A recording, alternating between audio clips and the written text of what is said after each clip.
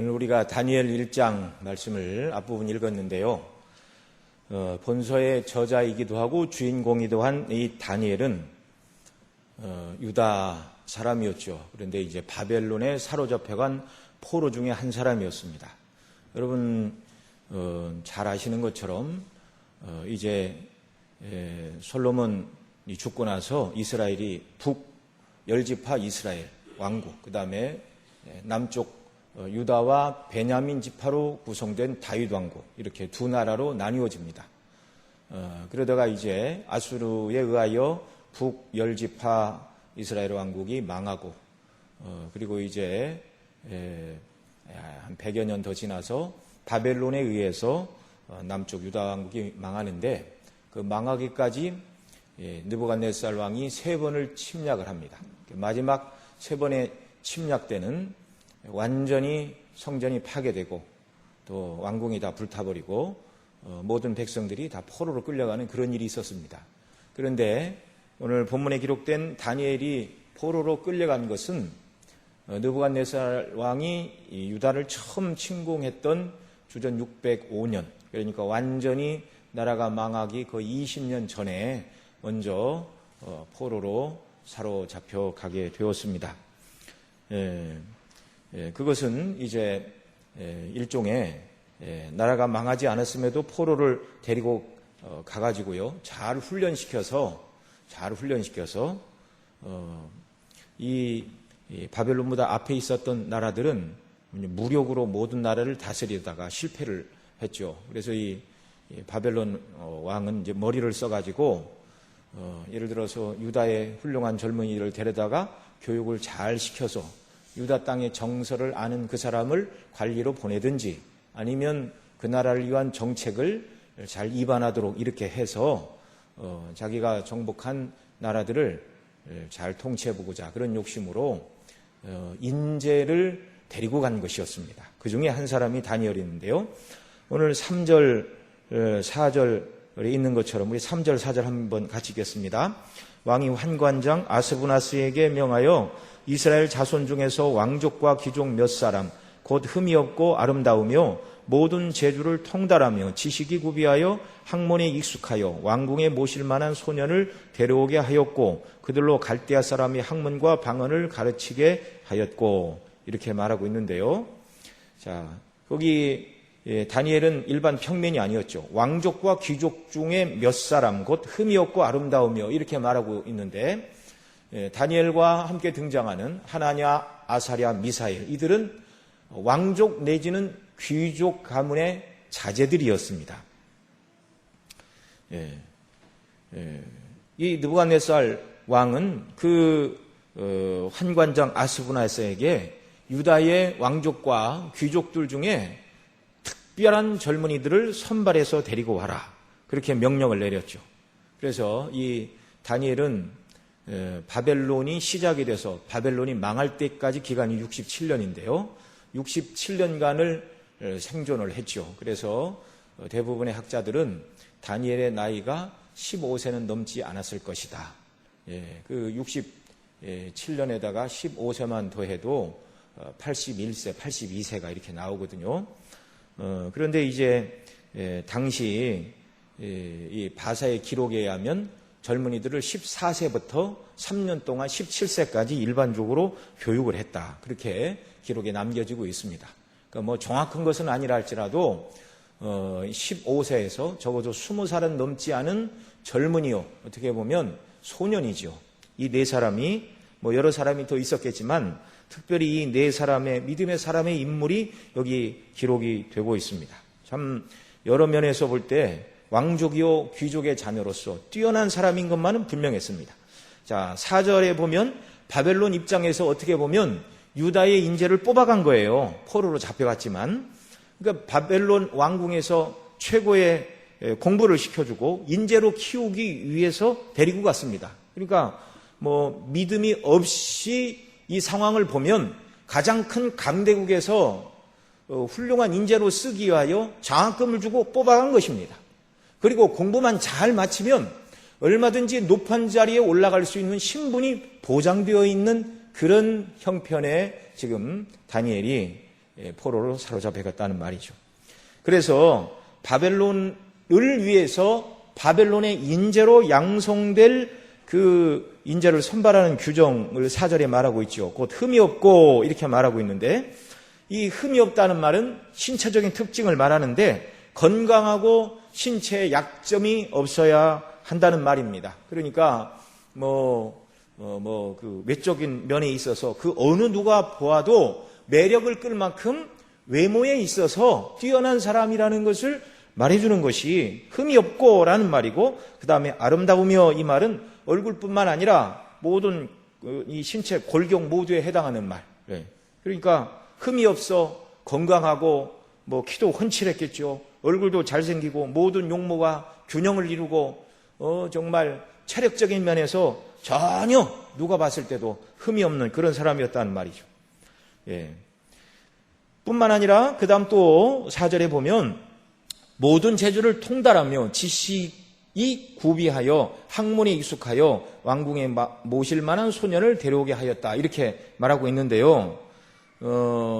그 흠이 없고 아름다우며 라는 말이 외적인 매력과 아름다움을 표현하는 말이었다면, 모든 재주를 통달하고 지식이 구비하며 학문에 익숙하여라는 이 말은 이제 정신적인 면에서 또는 지적인 면에서 뛰어난 사람들을 일컫는 표현입니다. 외적으로 매력을 끌만한 사람이었을 뿐만 아니라 지적이고 마음의 쓰임새가 민첩할 뿐 아니라 배움에도 능해야 됐습니다. 재주를 통달하여라는 이 말은요, 갈대아인들의 지혜를 배워 잘 적용할 수 있는 분별력과 이해력을 갖춘 사람을 뜻합니다. 그 다음에 그런 분별력과 이해력으로 무엇을 하는가? 지식을 구비하고 학문에 익숙하여 왕궁에 모실 만한 사람. 여러분, 오늘날도 마찬가지죠. 왕궁에는 누가 갑니까? 가장 뛰어난 사람들이 갑니다. 가장 머리가 좋고 가장 많이 배우고 가장 판단력이 좋고 모든 면에서 흠모할 만한 기준을 가지고 뽑았는데, 선별하여 뽑힌 사람 중에 하나가 다니엘이요, 또 나머지 하나냐, 아사랴, 미사엘이었다는 말이죠. 이들은 이제 갈대아, 곧 바벨론 왕궁에서 바벨론 사람의 학문과 언어를 가르치고 바벨론 황제와 바벨론 나라를 위해서 바벨론의 인재로 길러질 사람들이었습니다. 이런 일이 유다에서 일어났다면 얼마나 큰 복이겠습니까? 다윗의 왕위를 이룬 그 예루살렘 왕궁에서 인재로 선발되어 율법을 체계적으로 배우고 또 군사와 여러 학문을 배워 하나님이 기뻐하시는 나라를 견고히 세우는 일로 선택받은 인재라면 더할 나위 없었겠죠. 물론 다니엘처럼 뛰어난 인재는 아니라 할지라도 하나님을 경외하고 자기에게 맡겨진 일을 잘 감당하고 하나님께 영광을 돌리면 그 사람이 오늘 하나님 앞에서 복되게 쓰임받는 사람인 줄로 여러분 믿으시기 바랍니다. 저와 여러분도 그럴 수 있습니다. 우리가 나이도 많은데 무슨 일을 할 수 있을까? 얼마든지 할 수 있습니다. 하나님께서 오늘 저와 여러분들에게 원하시는 그 일을 믿음으로 잘 감당하고 복음의 영광과 하나님의 나라를 위하여 믿음으로 잘 기도하고 섬기고 헌신할 때 하나님께서 이런 사람을 귀하게 여기시고 기뻐하시고 이런 사람들을 찾으시는 줄로 믿으시기 바랍니다. 자, 이렇게 다니엘과 그의 친구들은 신체적으로, 정신적으로, 지적으로 뛰어난 인재인데 하나님의 백성으로서 하나님을 섬기고 하나님 나라를 견고히 세우기 위한 일꾼으로 선택된 것이 아니라 하나님의 백성을 공격하고 하나님의 이름이 걸려있는 그 나라를 결국 망하게 하고 하나님을 예배하던 성전을 무너뜨리는 그 바벨론, 그리고 바벨론의 왕인 느부갓네살을 섬겨야 하는 일꾼으로 뽑혀갔다는 것이 믿음이 없다면 아무런 문제도 없습니다. 그러나 믿음의 사람에게는 이건 정말 괴로운 일입니다. 영적인 복과 은혜와 상관없는 세상적인 가치 기준, 거듭나지 않은 세상 사람이라면 작은 나라인 유다의 관리가 되는 것보다 당시 제국을 이룬 바벨론 왕궁에서 출세가도를 달릴 수 있는 사람으로 선택이 되었으니 훨씬 더 영광스럽고, 바벨론에 가서 열심히 공부하고 왕을 위하여 충성을 다하고 정말 공로를 세우면 그 어느 유다 땅에서 맛볼 수 없는 영광과 권세가 보장된 자리가 바로 다니엘과 그 세 친구들이 포로로 뽑혀갔던 바로 그런 자리였다는 것입니다. 이 상황을요, 믿음의 눈으로 보면 정말 가슴 아프기 그지없는 일이고, 믿음이 없이 세상 눈으로 보면 참 유다에서 별 볼 일 없는 사람이 될 뻔했는데 큰 물에 가서 큰 일을 하도록 기회가 주어진 것입니다. 그러나 사랑하시는 성도 여러분, 세상도 영광도 권세도 명예도 다 지나가 버리는 것임을 여러분 기억하시기 바랍니다. 이미 이 성경을 기록한 다니엘도 이 땅 사람이 아니고요, 다니엘을 포로로 잡아갔고 당시 나라 전 세계를 힘으로 통치하고 가장 큰 권세를 누렸던 느부갓네살과 바벨론 왕국도 이미 역사 속에서 사라진 지 오래입니다.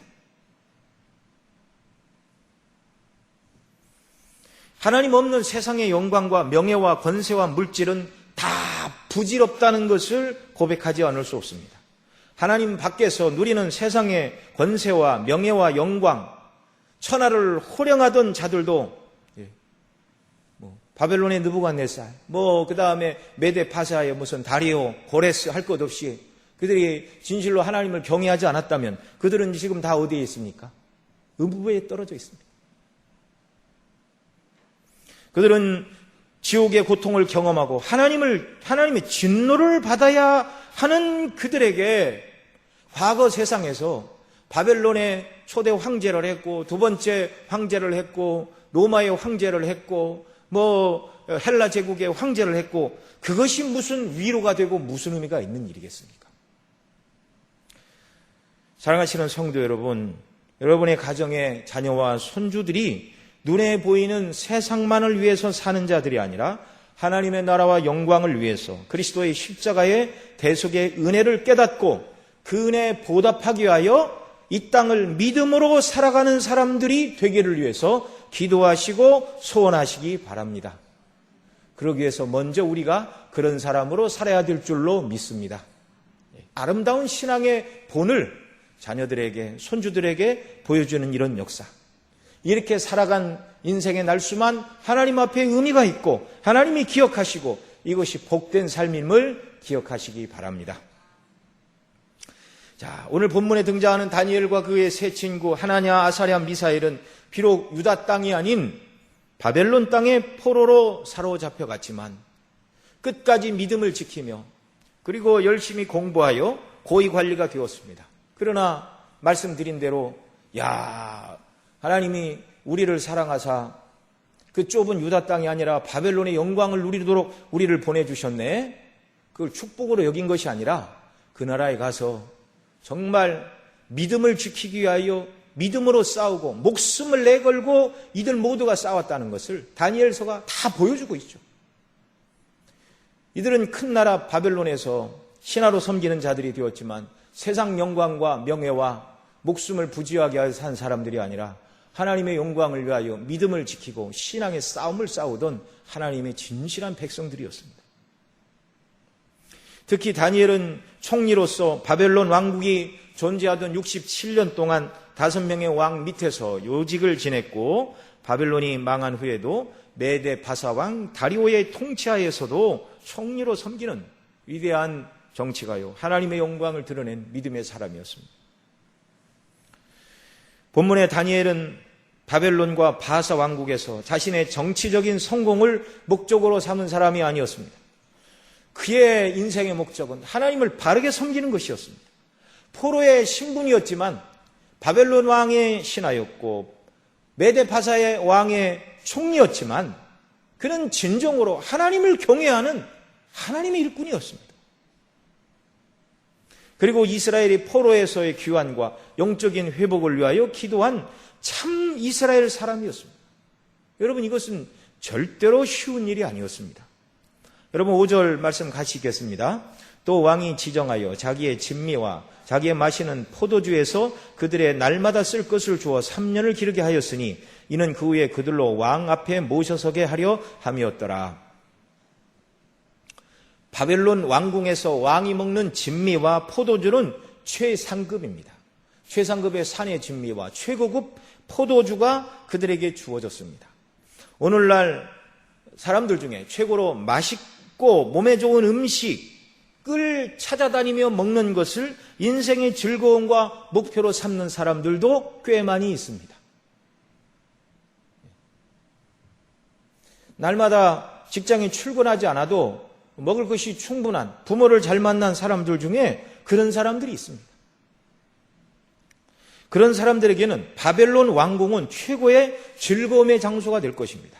날마다 쓸 것을 주었는데 대제국 왕궁에서 정말 왕의 진미와 포도주로 날마다 필요한 모든 것이 공급이 되었습니다. 이것은 오늘날 학교에서 학생들이 급식을 먹는데 급식을 먹는 정도의 그런 음식이 아니에요. 어떤 날은 급식 먹는 자녀들이 집에 와서 엄마 오늘은 내가 좋아하던 반찬 중에 탕수육이 나왔어요. 무슨 깐쇼새우가 나왔어요. 별소리를 다 해도 바로의 왕궁에서 바벨론 왕궁에서 느부갓네살 왕이 먹던 그 산의 진미와 비길 수가 있습니까? 산의 진미와 최고급 포도주와 그 다음에 날마다 쓸 모든 필요가 다 공급이 되었습니다. 국가장학생인데 최고의 환대를 받고 있죠. 누구라도 신앙적인 각성을 가지고 있는 사람이 아니라면, 믿음의 사람이 아니라면 바벨론 왕궁에서 자기에게 공급되는 그 좋은 환경을 빼앗기지 않고 그 좋은 최상급의 산의 진미와 포도주를 잃어버리지 않기 위해서 바벨론이 요구하고 그 바벨론 왕이 원하는 사람이 되고자 최선을 다하고 충성을 다하고 그 기준에 자기를 맞추려고 얼마나 노력을 많이 했을까요?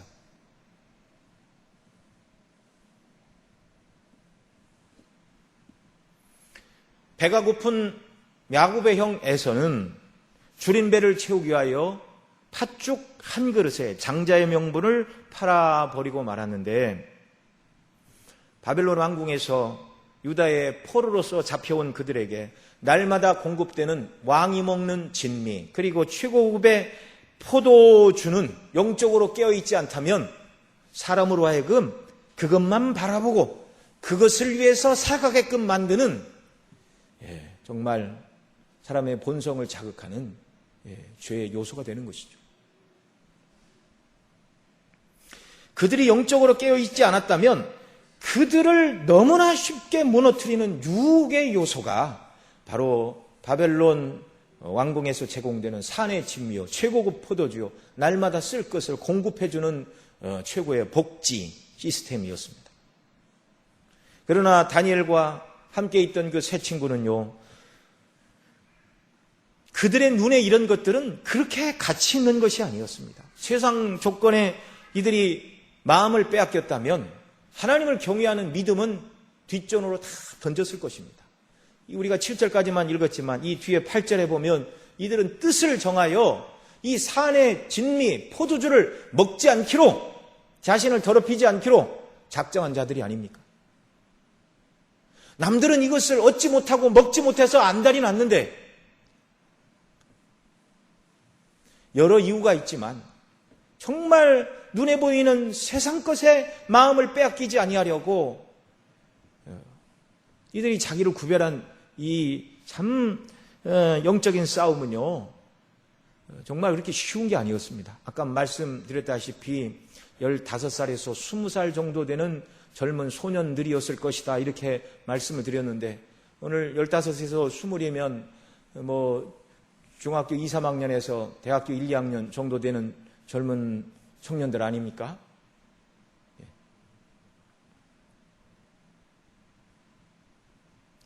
참 이들이 이런 사람이 된 것은 하나님의 은혜이죠. 하나님의 은혜이죠. 세상 영광을 위해 믿음을 포기하지 않은 하나님의 은혜를 입은 사람들이었습니다.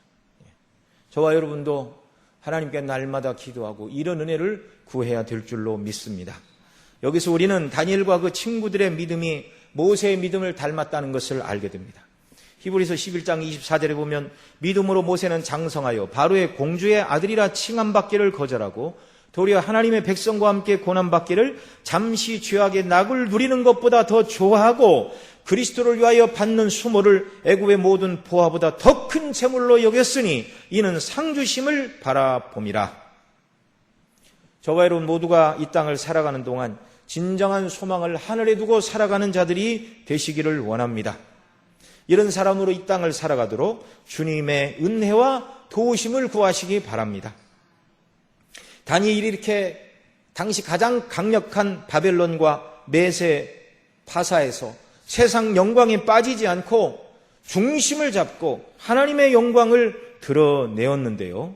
왜 그런 일이 약속의 땅, 가나안 땅, 곧 이스라엘이 거하던 유대 땅에서 이런 일이 일어나지 않고 이방 땅에서 이런 일이 일어난 것일까요?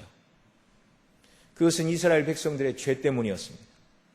본문에 나오는 여호야김 왕은요, 요시야 임금의 장남이었습니다. 그리고 그의 본명은 엘리야김이었습니다. 유다의 마지막 선한 왕이요, 신앙의 부흥을 일으켰던 왕이 바로 요시야였는데, 요시야가 애굽 왕과 더불어 무깃도에서 싸우다가 40세의 젊은 나이에 전사를 하게 됩니다. 그러자 그의 신하들이, 첫째 아들이 엘리야김이요, 둘째 아들이 여호아스인데 첫째인 엘리야김을 제쳐두고 둘째 아들 여호아스를 왕으로 삼았습니다. 그러니까 신복들 생각에 장남인 엘리야김보다 여호아스가 그나마 요시야를 이을 왕으로 더 적합했다, 이런 판단을 내린 것이죠. 그러나 바로 누구가 3개월 후에 내려와 여호아스를 포로로 잡아가고 은 100달란트와 금 1달란트를 벌금으로 받고, 그리고 여호아스 왕의 형인 엘리야김이라는 이름의 뜻은 하나님께서 세우셨다, 그런 뜻인데요. 이 엘리야김을 이름을 바꾸었습니다. 여호야김으로. 그러니까 여호와께서 바꾸셨다. 엘리야김, 엘로힘에서 나온 말이 엘리야김이고, 여호야김은 야훼, 여호와에서 나온 말이죠. 그러니까 하나님께서 세우셨다라는 이름을 여호와께서 세우셨다. 뭐 의미는 같죠. 그러나 이름의 뜻만 달라진 것입니다. 이름의 부르는 호칭만 달라진 것입니다.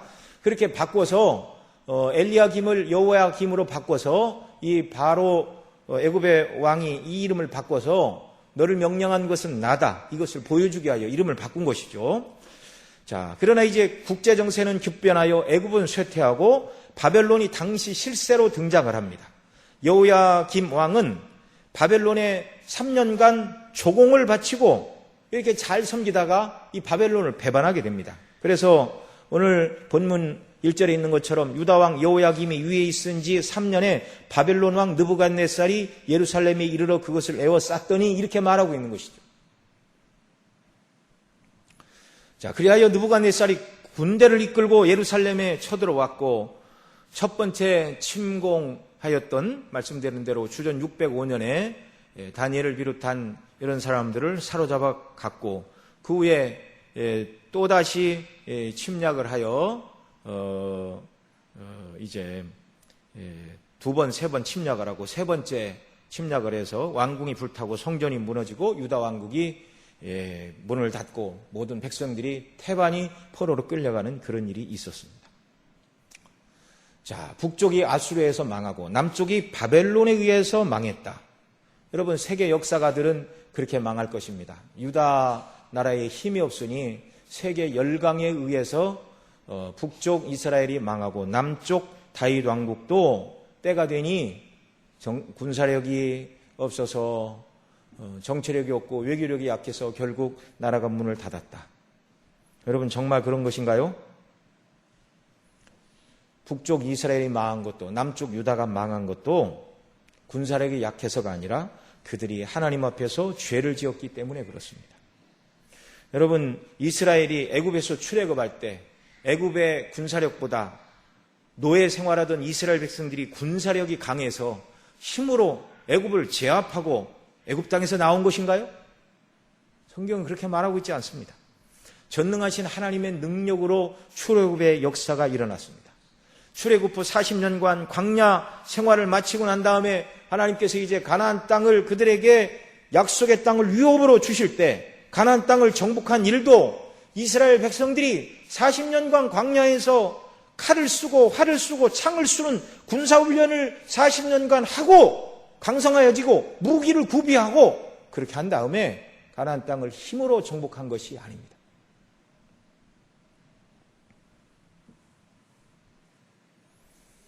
이스라엘의 초대 임금이었던 사울왕 시대에도 무기가 변별하지 않았어요. 그래서 칼이 사울왕과 요나단 정도에게만 있었습니다. 아직 이렇게 철을 다루는 기술이 발달하지 않아서 이스라엘이 농기구를 벼리려면 블레셋 사람들에게로 내려가서 농기구를 만드는 그런 지경이었죠.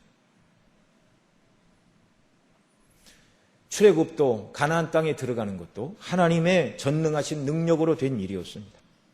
다윗 시대의 나라가 강사한 것도 다윗이 스스로 잘나고 똑똑해서가 아니라 하나님이 도우시고 은혜를 주셨기 때문에 가능한 일이었습니다. 반대로 여호야김 시대에 유다가 망하고 또 북쪽 이스라엘 왕국이 아수리아에서 망한 것도 단순히 국력이 약해서가 아니라 하나님을 떠났기 때문에 우상 숭배로 하나님 앞에 불경건하고 율법을 어기는 불의한 삶으로 말미암아 그들의 죄악이 하나님께서 그 백성에게 얼굴을 돌리시고 이방인의 손에 그들을 파시는 이런 징계와 고난의 역사가 시작이 된 것이죠. 오늘 본문에 등장하는 여호야김 왕은 선지자 예레미야가 활동하던 시대의 왕이었는데요. 예레미야를 통하여 하나님께서 죄를 지적하고 회개할 것을 촉구하여 주셨지만 선지자를 통하여 기록된 이 예언의 말씀, 두루마리의 말씀을 이 칼을 가지고 뜯어서 불에 던지던 그런 악한 왕이었습니다. 그의 신앙이 어떠한가를 단적으로 알 수 있는 사건이죠. 하나님의 말씀, 선지자를 통하여 주시는 하나님의 말씀을 불에 태우는 왕. 더 이상 무슨 소망과 기대를 가질 수 있을까요? 유다가 망한 것은 이 여호야김의 죄 때문에 망한 것만은 아닙니다. 여호야김의 아버지인 요시야 임금의 할아버지였던 므낫세, 우상 숭배가 극에 달했죠. 이 므낫세 시대에 하나님께서 북쪽 이스라엘이 망한 것 같이 남쪽 유다도 망하게 될 것을 이때 말씀하십니다. 이것이 열왕기하 23장 이하에 기록이 되어 있는데요. 이렇게 말합니다. 여호와께서 가라사대 내가 이스라엘을 물리친 것 같이 유다도 내 앞에서 물리치며 내가 뺀 이 성읍 예루살렘과 내 이름을 거기 두리란 이 전을 버리리라 하셨더라. 므낫세가 지은 무지막지한 이런 죄악들 때문에 열왕기하 21장에 보면 므낫세의 악정에 대하여 기록하고 있는데요. 그는 당시 모든 나라의 우상을 다 끌어들였고 여호와의 전, 곧 성전 마당에다가 하늘의 1월 성신을 위한 단을 쌓았고 신접한 자와 박수와 술객을 불러들였고 바알과 아세라 목상을 세우는 악을 행하였습니다. 이스라엘과 유다의 멸망은 왕들의 우상숭배, 그 왕들의 우상숭배에 미혹된 백성들의 우상숭배, 이 모든 것들이 결정적인 패망의 이유였다는 말입니다. 다니엘과 그의 친구들은 아무런 죄가 없었지만 단지 그들의 조상들의 죄가 쌓이고 쌓여 하나님의 진노의 심판을 받는 시대에 태어난 것밖에 없습니다. 그리고 그 많은 어려움을 겪어냈습니다. 이것은 무엇을 말해주죠? 저와 여러분이 영적으로 깨어있지 않으면 우리의 후손들이 영적으로 고통을 당하는 때가 반드시 오고 만다는 사실입니다. 이건 매우 두려운 역사가 주는 교훈입니다. 여러분, 청교도들의 나라였던 영국교회가 쇠퇴하여 이제는 영국으로 선교사를 보내야 될 지경이 되었습니다. 이 영국에 가면은요, 머리가 허연 노인들만 있고 이런 섬 같은 곳에 이렇게 가면 목회자가 없어서요, 한국 유학생들이 방학 때만 되면 이런 섬이나 시골에 가서 한 달, 두 달 동안 그곳에서 설교를 하는 그런 일이 있다는 것입니다. 어떻게 하다 그렇게 되었을까요? 우리나라에 그런 일이 일어나지 않도록 기도하고 말씀으로 깨어있고 정말 먼저 믿는 저와 여러분이 하나님의 뜻대로 사는 이런 복된 신앙의 삶의 모범을 보여야 하는 줄로 믿습니다. 뿐만 아니라 우리는 정치하는 위정자들을 위해서 기도해야 됩니다. 여러분, 정말 이스라엘의 직접적인 패망이 되었던 여호야김, 그 다음에 이제 여호야김이 이제 바벨론 왕이 와서 사로잡고 가고 그의 아들을 임금으로 세웁니다. 근데 그의 아들도 악을 행하자 느부갓네살이 와서 또 바꿉니다. 그래서 그의 삼촌, 그러니까 여호야김의 형제가 되겠죠. 시드기야를 왕으로 세웠는데 이 시드기야도 악을 행하였습니다. 그래서 한 10여 년 지난 다음에 이제 느부갓네살 왕이 와서 완전히 유다를 진멸하는 그런 일이 있었죠. 이 잘못된 왕들, 여호야김 또 시드기야 또 그 앞에 악을 행했던 이스라엘 패망의 직접적인 원인이 되었던 므낫세, 더 거슬러 올라가면 우상숭배를 용인했던 솔로몬에 이르기까지 하나님의 나라를 하나님의 종으로서 통치해야 될 종들로 세우신 이스라엘의 왕들이 하나님을 버리고 악을 행하자 결국 나라가 망하는 이런 큰 곤란을 겪게 되었던 것입니다. 여러분, 우리도 오늘날 이렇게 이스라엘처럼 나라 자체가 하나님을 섬기는 국가인 신종국가는 아닙니다. 그럼에도 불구하고 우리는 위정자들을 위해서 기도해야 됩니다. 위정자들이 하나님을 바르게 섬기면 더할 나위 없이 좋겠지만, 그러나 왕들이 하나님을 경외하며 섬기지 않는다 할지라도 최소한 왕들이 공의를 행하고 공법을 시행하는 자들이 되도록 우리가 깨어서 기도해야 된다는 것입니다. 이 시대 하나님께서 우리나라의 통치자들인 대통령, 총리, 장관, 국회의원들, 그들이 하나님을 섬기지 않는다고 그들을 폐하시는 그런 신종국가는 아닙니다. 그러나 정의롭지 못하고 부패한 나라는 하나님이 반드시 심판하시죠. 그래서 우리는 대통령을 위해서, 위정자들을 위해서 기도해야 됩니다. 여러분, 우리는 대통령 한 사람이 바르게 통치하지 못하니까 나라가 얼마나 혼란을 겪었습니까? 우리가 위정자들을 위해서 기도하는 내용도 그들의 개인적인 행복이나 안녕이나 그들의 건강이나 꿈이 이루어지기를 위해서 기도하는 것이 아니라 하나님께서 위정자들에게 주신 권위와 권세를 바르게 행사하여 바른 통치를 펴도록 위해서 기도해야 되는 것이죠. 바울사도는 디모데전서 2장 1절 이하에 이렇게 말합니다. 그러므로 내가 첫째로 권하노니 모든 사람을 위하여 간구와 기도와 도고로 감사하되 임금들과 높은 지위에 있는 모든 사람을 위하여 하라. 이는 우리가 모든 경건과 단정한 중에 고요하고 평안한 생활을 하려 함이라. 이것이 우리 구주 하나님 앞에서 선하고 받으실 만한 것이니 하나님은 모든 사람이 구원받으며 진리를 아는 데 이르기를 원하시느니라. 이렇게 가르치고 있습니다. 바울 사도가 활동하던 그 시대에 사도가 뭐라고 그랬죠? 임금들과 높은 지위에 있는 사람들을 위해 기도하라 그랬는데, 직접적으로 사도 바울의 선교 사역과 또 사도 바울이 순교를 당했을 때 그 황제가 누군지 여러분 아시죠? 네로 황제입니다. 악하기 이를 데 없는 사람이었습니다. 그런데 그 임금들과 높은 지위에 있는 자들, 총독들을 위하여 기도하라. 여러분, 사도행전 뒷부분에 보면 예루살렘에서 체포된 사도 바울을 2년 동안 유대의 인기를 얻려고 2년 동안 구류시켜 놓은 벨릭스, 죄가 없음에도 석방하지 않은 베스도, 이런 총독들이 나옵니다. 당시 왕인 네로 황제, 그리고 올바르지 못한 그 총독들을 위해서 기도하라, 이렇게 말하고 있죠. 기도하라. 그들이 건강하고 부강하고 행복한 삶을 살라고 기도하라는 것이 아니라 하나님께서 로마의 네로 황제와 총독과 관리들을 통하여 하나님이 이루시기를 원하시는 그 하나님의 공의로운 뜻이 반듯하게 이루어지도록, 공의가 시행되고 공공질서가 바르게 시행되는 일을 위해서 기도해야 된다는 것입니다. 자, 왜 그렇게 해야 되죠? 성도들이 위정자들을 위하여 이렇게 기도할 때 하나님께서 그 나라에 안녕과 평안을 주십니다. 그래야 성도들이 경건하고 단정한 중에 고요하고 평안한 생활을 하면서 복음을 증거하게 되고, 그래서 모든 사람이 구원을 얻기를 원하신다. 물론 여기 말하는 모든 사람은 택한 백성이죠.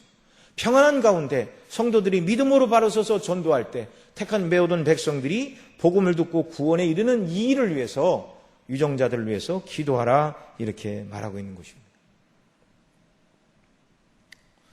여러분, 또한 우리는 택한 백성인 이스라엘이 죄로 인하여 하나님이 내버려 두시지 않고 징계하셨다는 이 말씀을 경고로 받아야 됩니다. 개인적으로 저와 여러분 모두가 정말 예수님의 대속의 십자가를 믿는다면 죄사함 받은 하나님의 자녀인 것은 틀림이 없습니다. 그러나 하나님이 원하시는 저와 여러분의 믿음의 자리는 예수님 믿고 의롭다 하심을 받는 칭의의 자리에만 머무르는 것이 아님을 여러분 기억하시기 바랍니다.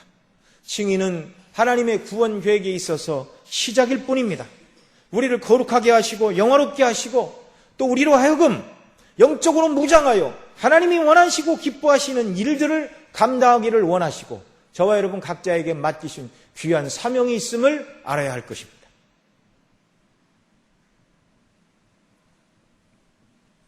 이걸 우리가 잃어버리고 사명 감당하지 않고 예수님 닮아 거룩한 자리로 나아가지 않는다면, 그리고 구원받은 은혜만 감사하다 이렇게 말하고 영적인 어린아이로 세상을 사랑하는 죄악의 자리로 떨어진다면 하나님은 사랑하는 저와 여러분을 징계하실 수밖에 없다는 것을 기억하시기 바랍니다.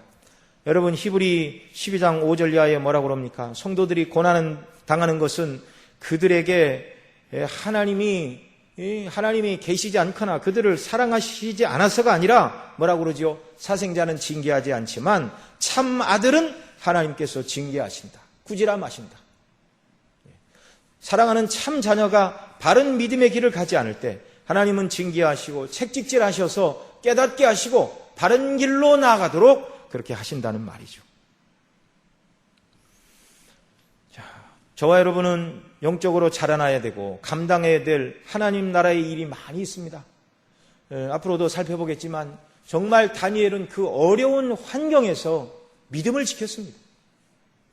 눈에 보이는 세상의 영광과 명예가 손만 뻗으면 잡을 수가 있었지만 그것에 마음을 빼앗기지 않고 하나님의 신실한 종으로서 하나님의 나라를 위하여 기도하고 섬기는 그런 일꾼이었습니다. 저와 여러분이 정말 영적으로 깨어서 다니엘과 같이, 또 다니엘과 함께했던 세 친구 하나냐, 아사랴, 미사엘과 같이 하나님이 기뻐하시는 일들을 잘 감당하는 복된 사람들이 되기를 바랍니다.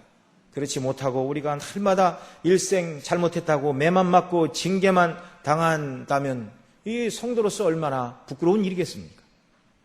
이 시대 그리스도인들은 삶의 편리함과 안락함이라는 또 다른 유혹에 직면하고 있습니다.